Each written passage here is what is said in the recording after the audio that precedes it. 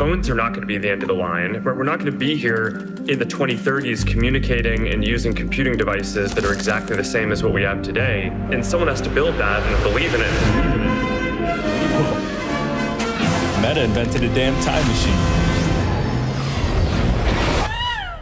Hi, Nora. Daddy's calling from the future.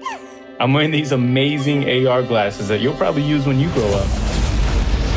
Over the next 10 years, the form factor is just going to keep on getting smaller and smaller, and eventually we're going to have what looks like normal-looking glasses. You're looking at the culmination of decades of breakthrough inventions in nearly every field of computing. It's one of the hardest challenges the tech industry's ever attempted. See, Orion is a time machine. It'll let Meta live in the future as they build the next generation of AR experiences. Now let me nerd out for a second, because this is a technological marvel. The display isn't made of glass. It's made of silicon carbide, which delivers an unprecedented 70-degree field of view. That means Meta engineers figured out how to bend light beams in ways it does not like to bend. The frames are made of magnesium, just like an F1 car, because it's light and radiates away heat. I mean, you can't just put a fan in glasses. Orion cools itself by glowing. It uses the same materials NASA uses to cool satellites in space.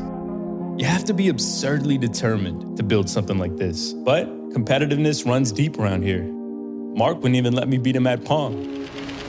But then, of course, the full vision is you just have like a full field of view, holograms where, you know, we're having this conversation in the future and like I'm sitting on your couch next to you as a hologram and we're just there and we have this full sense of presence. Here we are. Oh yeah, forgot to mention, large holographic displays. The real world is our canvas. Our experiences shouldn't be limited to glowing rectangles.